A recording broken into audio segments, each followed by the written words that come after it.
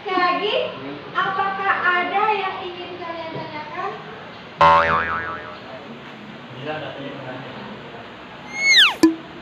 Adakah yang mau tanyakan, Nak? Pernahkah mengalami hal seperti itu? Pernahkah bertanya pada diri sendiri, mengapa hal ini terjadi? Pernahkah bertanya kepada siswa, apa yang mereka inginkan? Assalamualaikum warahmatullahi wabarakatuh. Dahulu, saya sering sekali mengalami permasalahan seperti hal tersebut, di mana banyak murid yang tidak dapat memahami makna dari proses pembelajaran. Dan hingga kemudian, saya mengenal proses pembelajaran berdiferensiasi.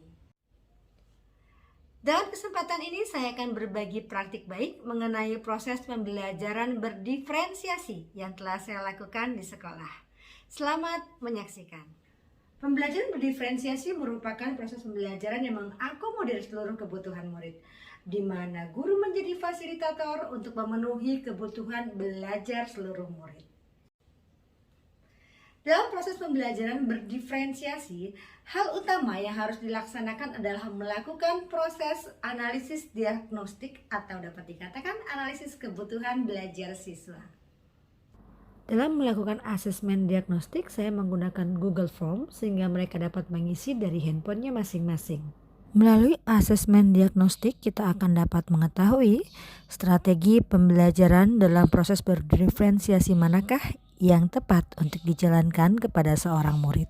Strategi pembelajaran proses berdiferensiasi ada 3. Yang pertama adalah diferensiasi konten, diferensiasi proses, dan juga diferensiasi produk.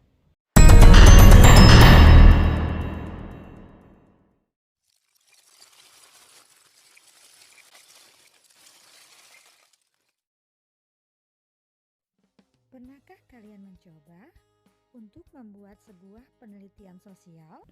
Berdasarkan hasil analisis diagnostik, murid akan dikelompokkan sesuai dengan gaya belajar yang disukainya. Gaya belajar yang pertama adalah auditori, di mana mereka sangat menyukai proses pembelajaran melalui mendengar.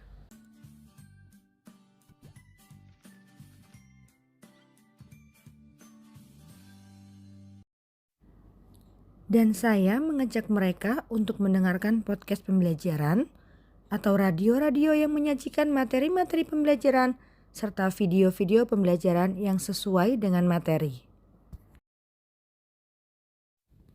Gaya belajar yang kedua adalah gaya belajar visual, di mana kelompok murid yang menyukai gaya belajar visual lebih memilih untuk membaca tulisan, melihat gambar, atau melihat poster yang sesuai dengan pembelajaran.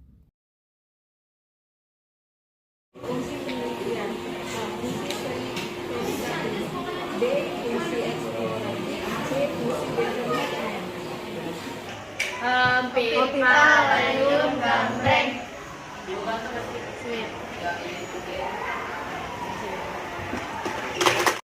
Gaya belajar yang ketiga adalah gaya belajar kinestetik. Kelompok murid yang tergabung dalam kelompok gaya belajar kinestetik menyukai belajar dengan aktivitas yang bergerak dan bekerja, sehingga harus mengajaknya untuk mengaktifkan panca indera. Dan dalam pembelajaran kali ini, saya mengajak mereka untuk belajar dengan bermain monopoli.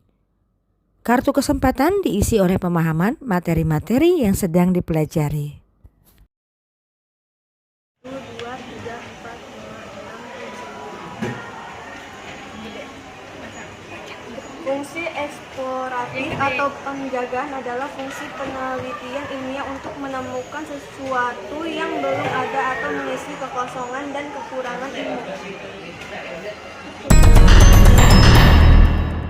Kamu harus membuat kata-kata silang di sini, kemudian cari pertanyaan-pertanyaan dan bisa masuk ke silang dengan kata silang.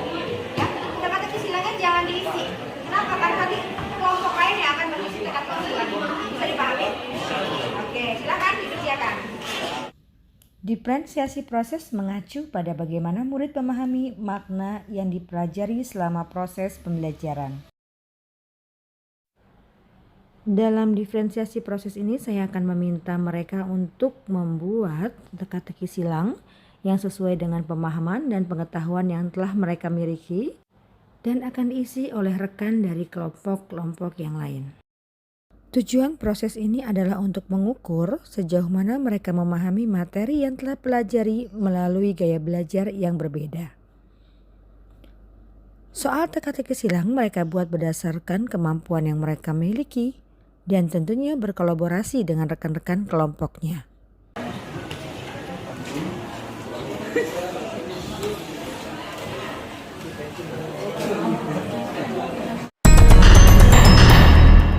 Kita mau bikin apa nih? Podcast aja, podcast. Oh, podcast udah. Karena kan podcast lebih gampang daripada video.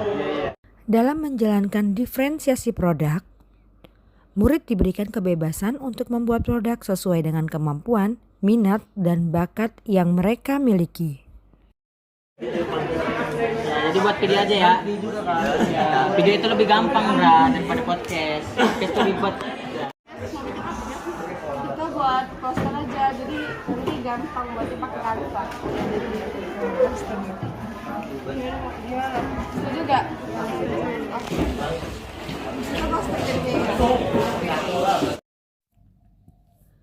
Setelah melalui tahapan perencanaan, proses pembuatan produk, dan evaluasi produk, akhirnya saya meminta mereka untuk mengupload karya yang dihasilkannya melalui media-media sosial yang mereka miliki. Yang kedua fungsi eksploratif, dan yang ketiga fungsi development. Saya akan menjelaskan secara singkat tentang materi halaman 3 dan 4 yang terdapat pada modul sosiologi. Yang pertama, ada tujuan pembelajaran.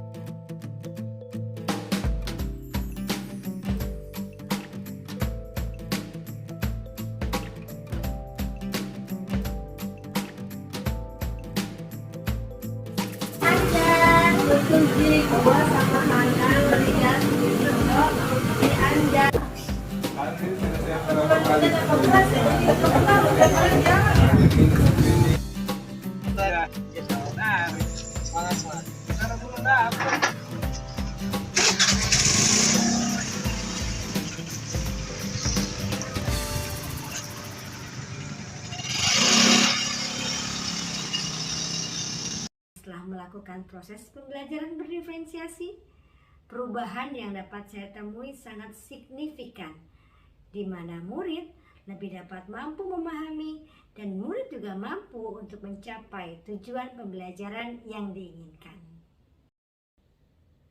Semoga bermanfaat dan sampai berjumpa kembali di video praktik baik berikutnya.